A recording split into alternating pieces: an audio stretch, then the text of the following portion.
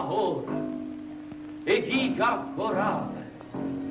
Ihu gloi po rusula huju, holaka holala, halagu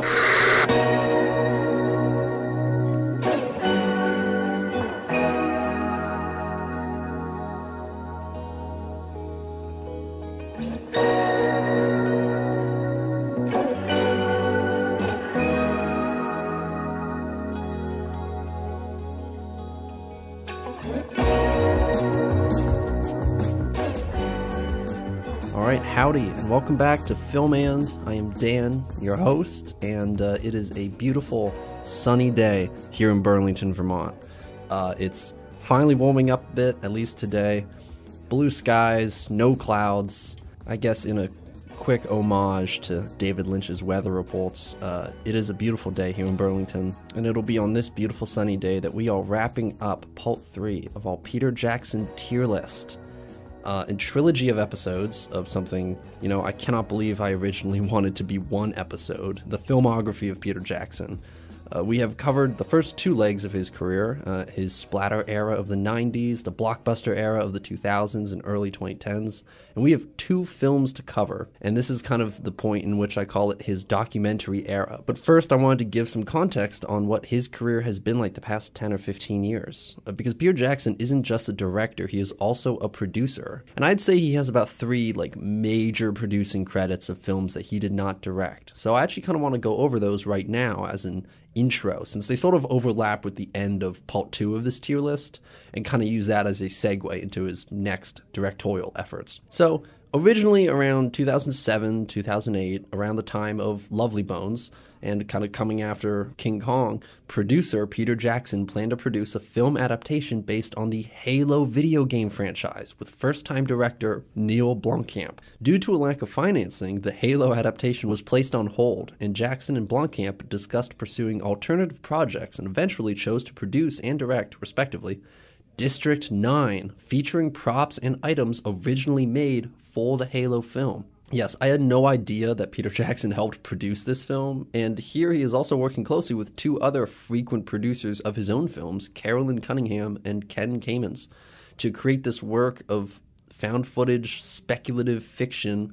Basically, plot. In an alternate 1982, an alien spaceship appears over Johannesburg, South Africa. When a population of sick and malnourished insect-like aliens are discovered on the ship, the South African government confines them to an internment camp called District 9. 20 years later, during the government's relocation of the aliens to another camp, one of the confined aliens tries to escape from Earth with his son and return home. And what is really cool about this as well is the film plays pretty heavily into themes of humanity and social segregation and xenophobia, which is something South Africa is not unaccustomed to. And of course with the Peter Jackson project, the visual effects are done by Weta Digital New Zealand. And it looks pretty good. Now there were plenty of other effects companies that were involved, and director Neil Blomkamp really wanted Weta to design the aliens on top of them already doing the spaceships, the costume design, and After Effects, but they were also busy at the time working on a little film called Avatar, so they didn't really get the chance to. So Peter Jackson is very much using his status here to support a smaller international filmmaker, as this is a South African film, though overall I would call it an international production.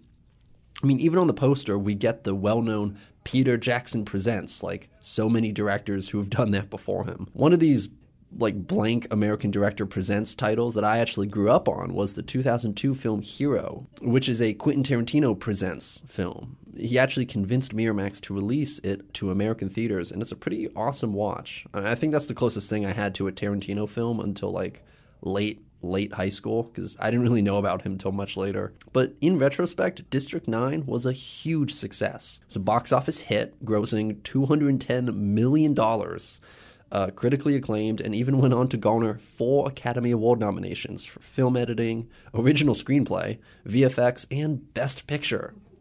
And that's not to give too much credit to the Oscars, because, this was during an interesting period where Best Picture was expanded from 5 to 10 categories. I believe 2009 was the first year they did this. And the first 2-3 years after that, 2009, 2010, 2011, came with some really atypical and left field picks trying to fill out that slot of 10 Best Picture nominees. I don't think it would be until maybe like 2012 that the Oscars would really land on how they wanted to conduct their Best Picture category as far as nominees go. So Peter Jackson works on District 9, Lovely Bones around the same time, and he has 2 years in between that and beginning work on the first Hobbit movie. So what does he do in between? Well, as a producer, he finally dips his toes into honest-to-God animation, which is a format that Peter Jackson has also danced around in so many ways, and I'm surprised it's at this late point that he finally begins to work within it. Considering his unique imagination for characters and practical effects, I mean, this seems like such a strong eventuality. And at the end of the day, he doesn't go to work on any old animated film. We are now discussing 2011's Tintin. And Jackson was one of the 3 producers on The Adventures of Tintin, The Secret of the Unicorn, directed by Steven Spielberg and released in 2011. Now, he is officially credited as a producer, but before he began working on The Hobbit, he was helping Spielberg direct the film, so I would almost consider putting this in the tier list, because it's kind of his lost directorial effort. But in reality, I have been staying away from any directing collaborations that he's done, particularly Forgotten Silver, which he co-directed way back in like the early 90s. So I will do the same here and leave it as a footnote. As for Tintin, Jamie Bell and Andy Serkis were cast in the leads thanks to the Peter Jackson connection, and Spielberg chose to work with Peter Jackson due to his impressive digital work on Lord of the Rings. And that does really go on to define the next decade for Peter Jackson. And Weta Digital is they end up getting so much work because of the success of the Lord of the Rings trilogy. That's why they're doing Avatar, and they go on to do so much more. And even despite Tintin being a lesser remembered animated film today, I feel like it received positive reviews, and it's a Spielberg film, so it grossed $374 million at the box office. So overall, a very impressive little producing outing for Peter Jackson so far, and his next major producing credit would also coincide with his next major directing credit, which we will discuss after this one. 2018's Mortal Engines, the final film produced by Peter Jackson up to this point, which is probably the film that fits best into the genre and aesthetics that are kind of Peter Jackson's established wheelhouse. A big-budget fantasy adaptation of the future Earth, where everyone lives on these giant, mobile, steampunk city structures, and one lowly engineer discovers a secret that could change the course of human history. It's it's fine. It's a fine movie. The VFX, again, conducted by Weta Digital, and I gotta say this film is easily one of their best achievements to date. I mean, I can't say the film has much staying power in my mind, but visually, it is a good old time. And the world building does harken back to some of the themes of Peter Jackson's earlier career, and I do really love that. And I say this because the film was also written by Peter Jackson and Fran Walsh, or at least the adaptation. The film itself was not particularly a rousing success. It was pretty universally panned by critics, and I can understand why. The story does leave a lot to be desired, and despite some cool elements, there's just some magic combination that just doesn't make it all work as a unit. But yeah, that's Mortal Engines. You can check it out if you want, but we are now moving on back to the tier list, and to the third current phase of Peter Jackson's career, his documentary phase. And what's different about his documentary phase is that he has taken a completely new approach to what subjects to cover in documentary filmmaking. I mean, he works in both examples of this with direct source material and kind of brings moments of history back to life. And again, he picks his subjects very carefully. I mean, these are both period-specific documentaries. So first up, 2018's They Shall Not Grow Old.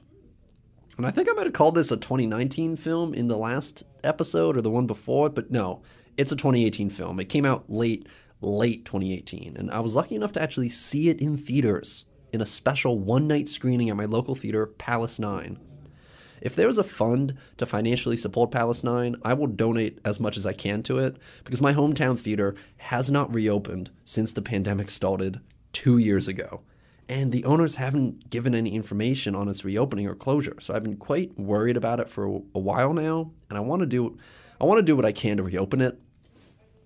Because the owner, Merrill, for you in the Burlington, Vermont area, the locals, you might know this. Merrill is the owner of Merrill's Roxy, but he also owns Majestic 10 and Palace 9, the two other major local film theaters. Majestic and Roxy are open, but Palace 9 isn't. And the thing is, again, if you're in Vermont, that is the theater to go to if you're in Shelburne, if you're in Charlotte, if you're in South Burlington, if you want to go to the city to watch a movie without having to go and park downtown. So it's not like it would be at a loss for viewership. I'm just wondering, and he literally has not said anything on the matter, whether it's closing or reopening. I just want to know what's up. And I want my movie theater back. I remember, this is, okay, quick tangent before we get to They Shall Not Grow Old, but I was May or June, I think it was actually May of 2020, I actually drove out to the empty, desolate Palace 9 parking lot to watch the classic Bollywood epic Sholay. I had it downloaded on my computer, and it's like a 3-hour movie, and I just watched it in my car in the Palace 9 parking lot. Because it was a nice day. I wanted to get out of the house. It was a pandemic. I wanted some fresh air. There's no one in the closed movie theater parking lot. And I watched some Bollywood. And I would say that's the last movie I watched at Palace 9. And as nice as that memory is, it's so bittersweet because watching a movie right outside a movie theater is very sad. So Palace 9, please reopen. Everyone misses you. I'll say that. But back to the topic on hand, They Shall Not Grow Old.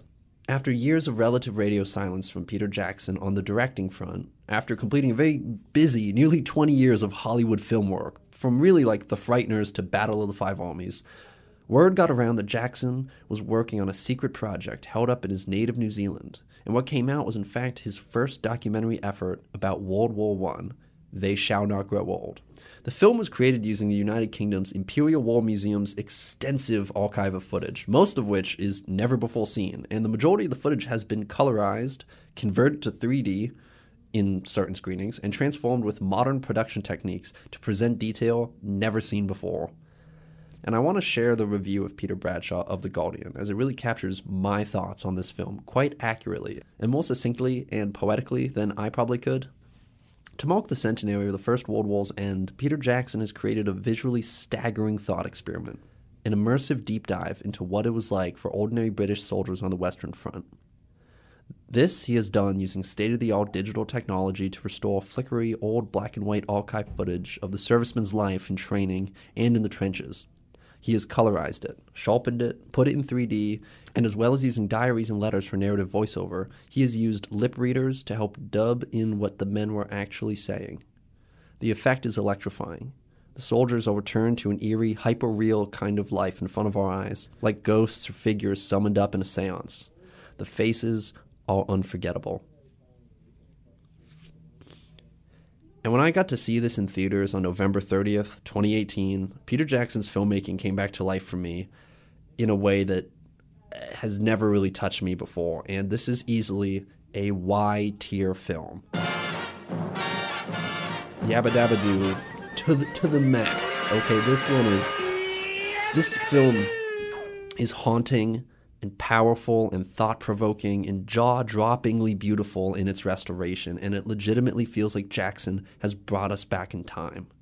And luckily for me, the 30-minute making of documentary was screened right after, and I got to see Jackson describe the process of the film, the new programs created specifically for this film's purpose of restoration, the creative solutions to sound design, and especially my favorite story where they actually brought the type of mortar cannon that was used in their footage in World War I in the trenches. They brought it to the Weta Studios, set it up outside on their front yard, loaded it, and shot it to actually get the sound they needed to recreate the scene.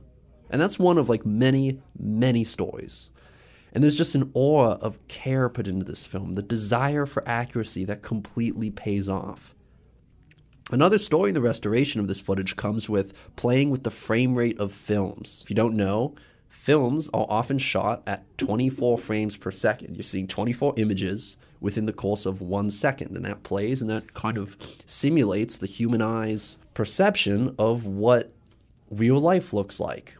And that's why things look that way. And if you've ever looked at old footage, it's kind of jumpy and grainy. People move fast or people move slow. There's just something chunky about it. And that's because the frame rate is lower. You might see this in some stop-motion animation films. But essentially, you're getting less photos a second, so it looks like things are jumping around. And with this film, that's something that Peter Jackson tries to tackle with. And actually, I will let him say this. I will let him talk about it. This is an audio clip from the making of documentary of They Shall Not Grow Old. And the speed, obviously, is one of the key things, too, that the film in the First World War was shot by a cameraman who was winding the handle of a camera by hand. And I've always thought that 16 frames a second was the speed of silent film. You know, and today, obviously, we use 24 frames, and so we have to convert this film to 24 frames a second. But when we actually looked at the 100 hours of film that we had, we realised that the speeds were all over the place, basically. There was everything from 10 frames a second, 12, often 13, 14 was quite common, 15, 16 less so, and then occasionally you'd get a 17 frames a second or 18 frames a second. And we had to know what these speeds were without any paperwork or any reference. What we would end up doing is basically taking a wild guess. And the wild guesses became less and less because we became quite good at being able to estimate what the original speed was. But it didn't really matter, because if we got it wrong and we looked at the 24 frame a second version and it was too slow or too fast, you can immediately tell. Even if it's one frame out, you can just tell it's not quite right. And so we would then just do it again and adjust it and, you know, get it bang on. Because certainly when you get that speed spot on, it just suddenly comes to life. And all the artifice and the sort of artificial nature of it goes away, and it suddenly becomes a real living piece of film. And I will link the making of documentary below if you're listening to the YouTube version of, you know, where that clip is from. And I highly suggest you watch it. But overall, do yourself a favor and watch They Shall Not Grow Old. It is the definitive retelling of life in the First World War, to the restored visuals, the colors, the songs, the sounds, the voices, and the faces of soldiers who, in the words of the World War I poem by Lawrence Binion, they shall grow not old, as we that are left grow old. It's amazing. It's an amazing film. It was my second favorite of 2018 behind Suspiria. And that's kind of more the personal pick. That's a me and Connor pick, because that movie is very dear to my heart. But this one is truly one of the greatest documentaries I have ever seen. One of the greatest World War I films I've ever seen, and it's a Y tier. I would say it's just as impressive as The Lord of the Rings. It really is. And who would have thought that after this, Peter Jackson would go on to further this style of documentary filmmaking with his next project?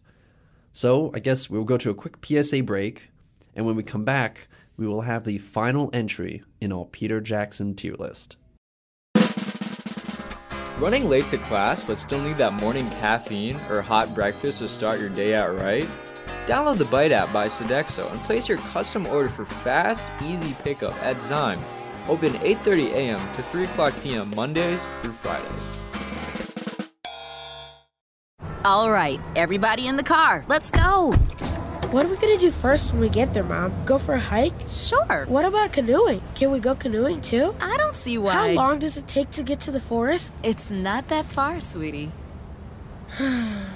Are we there yet? Yep, we're here. Already? It's a short drive from your neighborhood to your naturehood. Visit discovertheforest.org to find a neighborhood park or green space near you. Brought to you by the Ad Council and the U.S. Forest Service. All right, welcome back. We are doing our third and final installment of our Peter Jackson tier list, and next up is the 2021 film, The Beatles Get Back. And man, what a perfect name for this film. And this is an issue me and Connor discussed on both episodes of the Andes this year, but I do hold fast saying that I consider Get Back a film, not a miniseries, a film.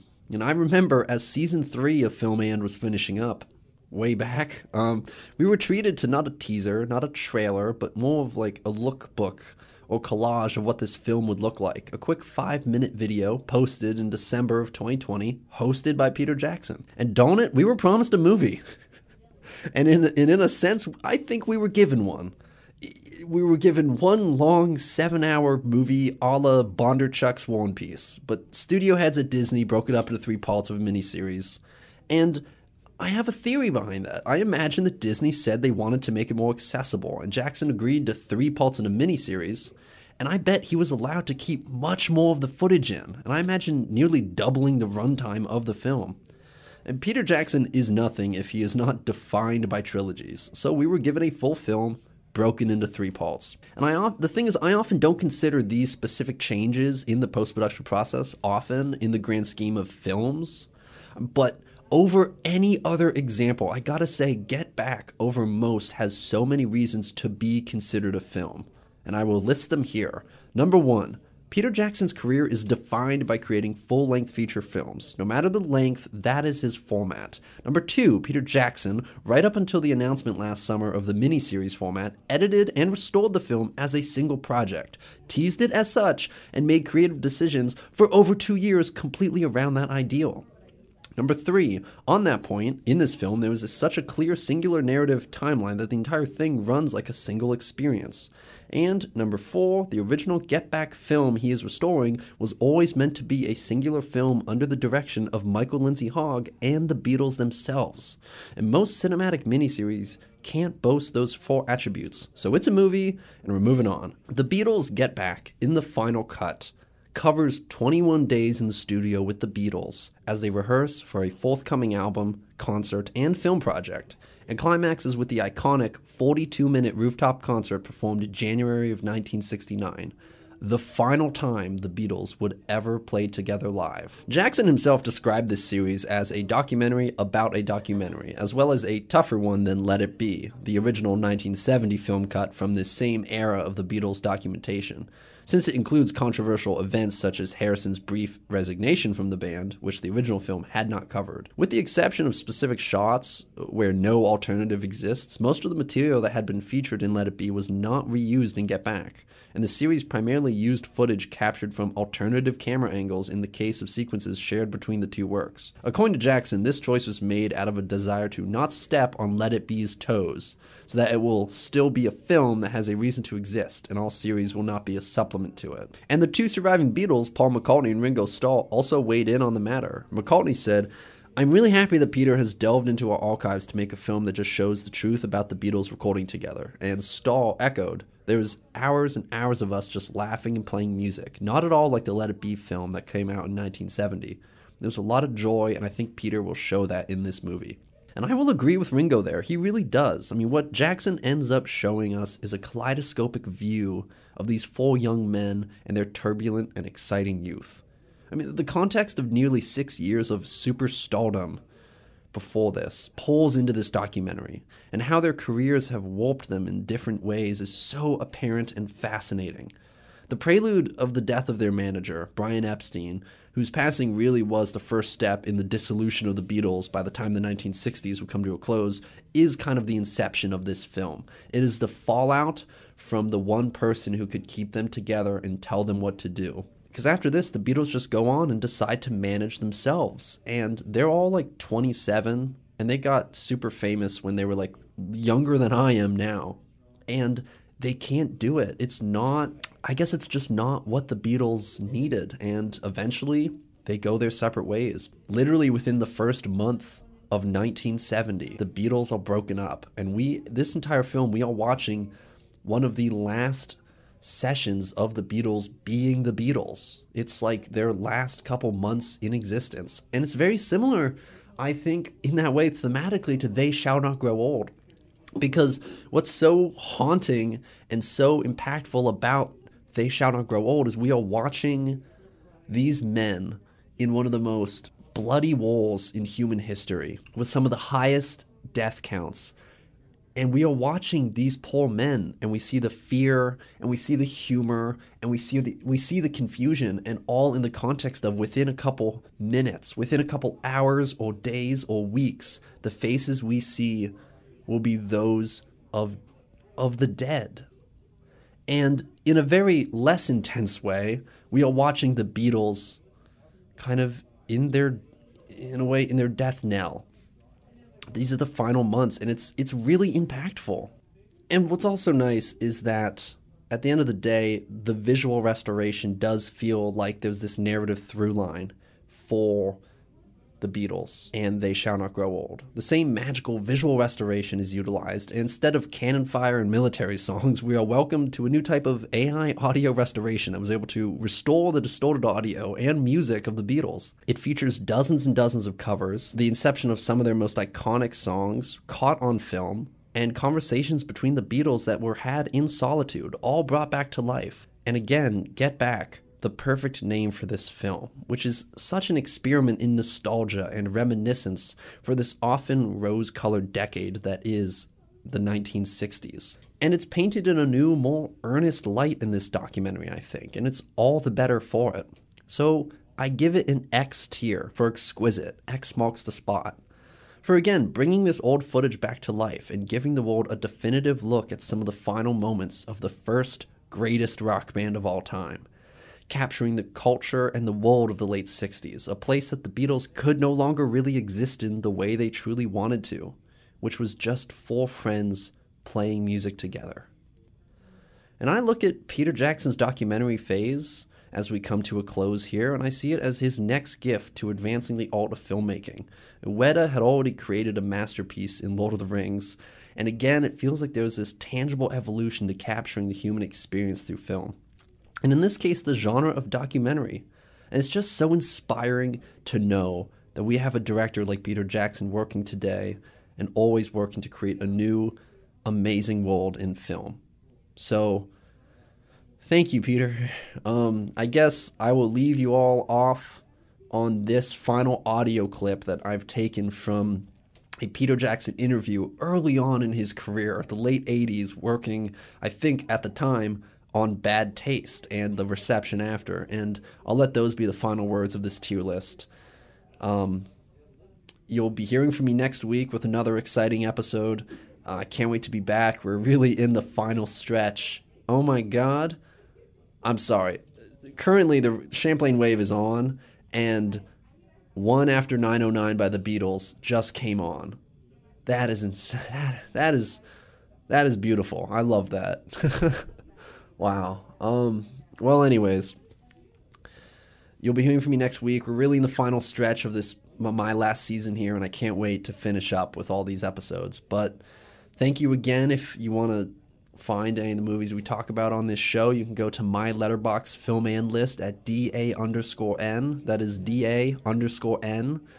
And at the same time, if you want to see any of the movies that we talked about on the first 4 seasons of Film And, you can look to Connor's Letterboxd at Cranberry18. That is C-R-A-N-D Berry 18.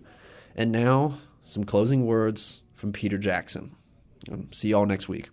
You've seen the film, now come into the real world and witness the making of Peter Jackson's Bad Taste. Continuing BBC Two's Forbidden Weekend. Movies are a medium in which you can get away with murder. You can show anything you like, and it's safe and harmless, and nobody gets hurt.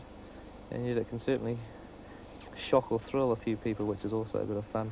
Being an only child does make you more imaginative, I think, because you have to create your own games by yourself with whatever props come to hand. I mean, you know, matchbox toys and building blocks and that sort of carry on. You haven't got anybody else to bounce off, so you're creating it all in your own head all the time.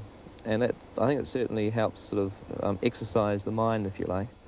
It's trained your mind to think of things, to be imaginative.